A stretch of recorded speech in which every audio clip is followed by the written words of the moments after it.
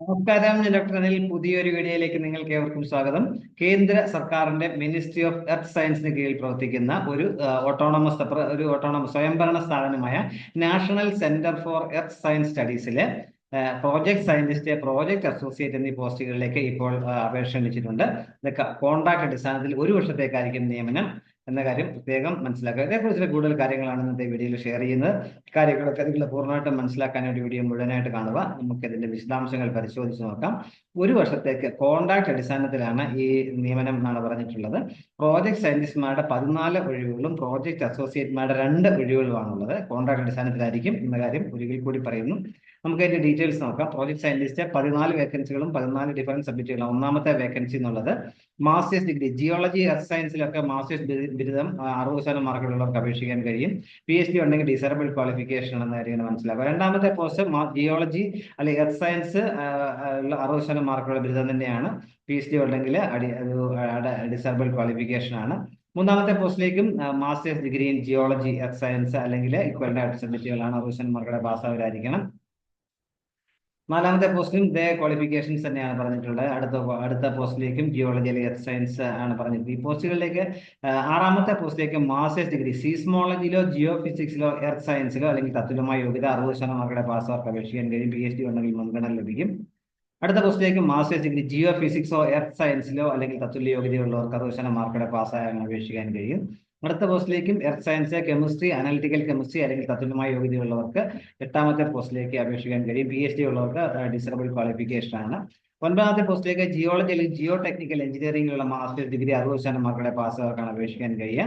PhD ഉണ്ടെങ്കിൽ desirable qualification ആണ്. 10ാമത്തെ പോസ്റ്റിലേക്ക് ഹൈഡ്രോളജി അല്ലെങ്കിൽ വാട്ടർ റിസോഴ്സസ് അല്ലെങ്കിൽ ക്ലൈമറ്റോളജി സ്പെഷ്യലൈസേഷനോടെയുള്ള മാസ്റ്റേഴ്സ് ബിരുദമുള്ളവർക്ക് അപേക്ഷിക്കാൻ കഴിയും. 60% മാർക്കുടെ പാസ്സായിരിക്കണം.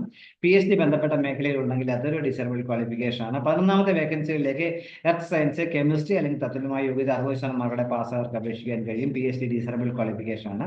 12ാമത്തെ പോസ്റ്റിലേക്ക് ജിയോളജിയോ മറൈൻ ജിയോളജിയോ ഉള്ള മാസ്റ്റേഴ്സ് ബിരുദമാണ് ചോദിച്ചിട്ടുള്ളത്. 60% മാർക്കുടെ ആയിരിക്കണം പാസ്സായിരിക്കുന്നത്. PhD ഉണ്ടെങ്കിൽ മുൻഗണന ലഭിക്കും.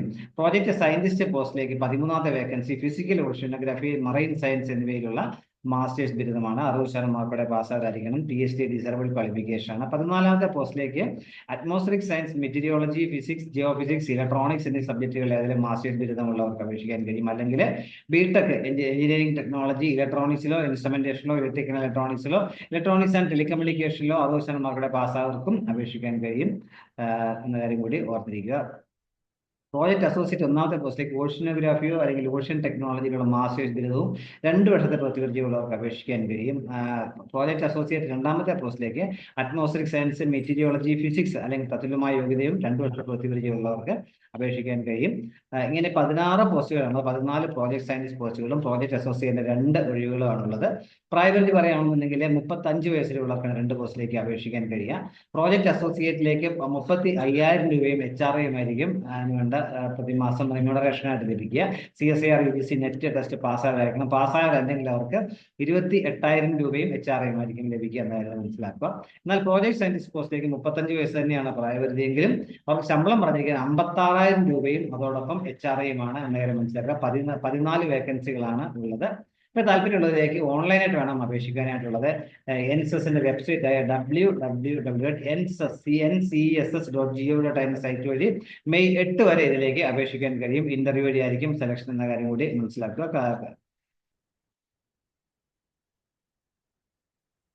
അങ്ങനെ അപേക്ഷിക്കാൻ പറ്റും. ഞാൻ നേരത്തെ പറഞ്ഞ ഓൺലൈനായിട്ടുള്ള അപേക്ഷകൾ മാത്രമേ സ്വീകരിക്കുള്ളൂ. NSSന്റെ national centre for earth science സ്റ്റഡീസിന്റെ വെബ്സൈറ്റ് വഴി വേണം നിങ്ങൾ ഓൺലൈനായിട്ട് അപേക്ഷിക്കാനായിട്ട് എന്ന കാര്യം മനസ്സിലാക്കുക. ഓൺലൈൻ ആപ്ലിക്കേഷൻ നിങ്ങളുടെ ഫോട്ടോഗ്രാഫി, സിഗ്നേച്ചർ, അതുപോലെ മാർക്ക് ലിസ്റ്റ് സെൽഫ് അറ്റസ്റ്റ് ചെയ്ത് കോപ്പിയൊക്കെ നമ്മൾ സ്കാൻ ചെയ്ത് അപ്ലോഡ് ചെയ്യേണ്ടതായിട്ടുള്ള കാര്യം കൂടി മനസ്സിലാക്കുക.